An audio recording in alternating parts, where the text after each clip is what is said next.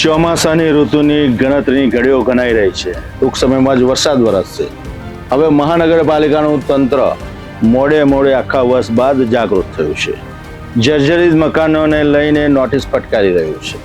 ગત વર્ષે, એના આગલા વર્ષે પણ આવી નોટિસો ફટકારી છે, પરંતુ જર્જરિત મકાનો ઉતારી લેવા માટે ક્યારે પણ કામગીરી થઈ નથી, જેના કારણે વડોદરા સંસ્કારી નગરીમાં હંમેશા દુર્ઘટનાઓ ઘટતી આવી છે અને આવા જર્જરિત મકાનના ભાગ ધરાશયી થયા છે.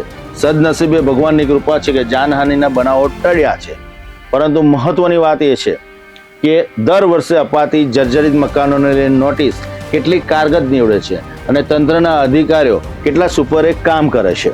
કારણ કે દર વખતે નોટિસ કેમ આપવી પડે છે તેની સામે પણ ગંભીર સવાલો ઊભા થાય છે.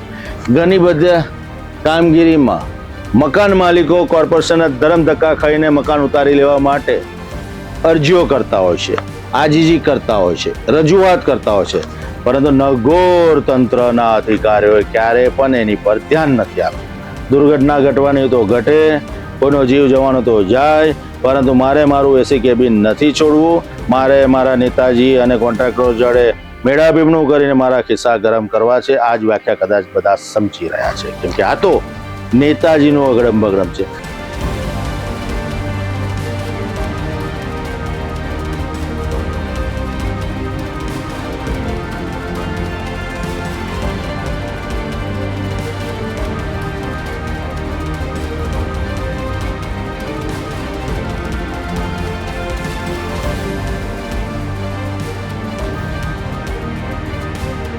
વડોદરા શહેરમાં આવેલી સરકારી અને ખાનગી જર્જરિત મિલકતો અંગે મહાનગરપાલિકાએ ફરી એકવાર જાહેર નોટિસ જાહેર કરી છે. પાલિકા દ્વારા જણાવાયું છે કે આવી જોખમી ઇમારતોમાં રહેવું અત્યંત ખતરનાક છે અને મિલકતના માલિકોને ભયજનક ભાગ અથવા સંપૂર્ણ માળખું દૂર કરવા સૂચના આપવામાં આવી છે. સાથે જ કોઈ અકસ્માત કે જાનહાનિ થાય તો તેની જવાબદારી માલિક, ભાડુઆત અથવા કબજેદારની રહેશે તેવું પણ સ્પષ્ટ કરવામાં આવ્યું છે.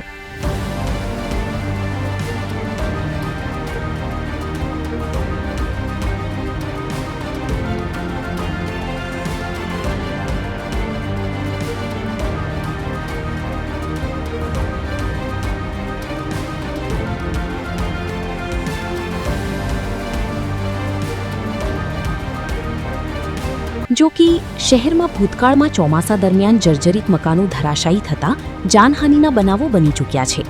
તે છતાં નિર્ભયતા શાખા દ્વારા અગાઉ આપવામાં આવેલી નોટિસો બાદ પણ નોંધપાત્ર કાર્યવાહી થઈ ન હોવાના આક્ષેપો ઉઠી રહ્યા છે. ખાસ કરીને કાનૂની વિવાદમાં ફસાયેલા અથવા વર્ષોથી બંધ પડેલા ગાયકવાડી સમયના મકાનો શહેરમાં હજુ પણ જોખમરૂપ સ્થિતિમાં જોવા મળી રહ્યા છે.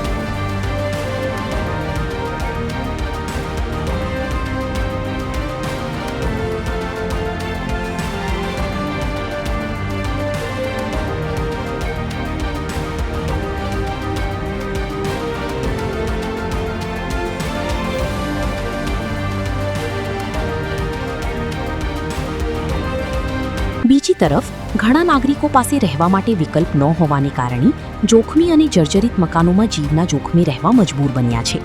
સ્થાનિકોમાં ચર્ચા છે કે જો કોઈ રાહદારી અથવા રહેવાસી અકસ્માતનો ભોગ બને તો માત્ર જવાબદારીનો બોજ નાગરિકો પર ઢોળવો કેટલું યોગ્ય છે.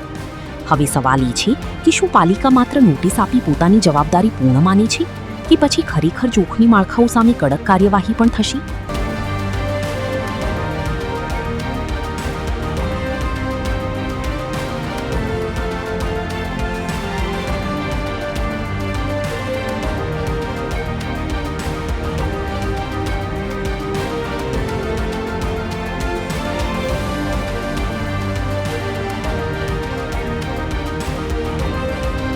આખા વર્ષ દરમિયાન આવા જર્જરિત મકાનોના નંબરો કેમ ન આપવામાં આવ્યા, કેમ એના સંદર્ભે કામગીરી કરવામાં આવી નહીં અને કેમ હાલમાં હવે નોટિસ આપવાની તાતી જરૂરિયાત ઊભી થઈ છે.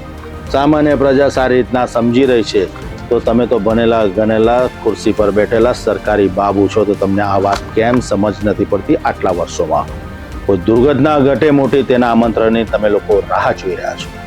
વડોદરાની જનતા મોંઘા કરવેરા ભરી રહી છે. કોઈ જનતાએ પાપ નથી કર્યું કે તેનો બદલો તમે આવી રીતના આપી રહ્યા છો. સુધરો ને તો પ્રજા તમને સુધારી દેશે, કેમ કે આ તો નેતાજીનું અગડમ બગડમ છે.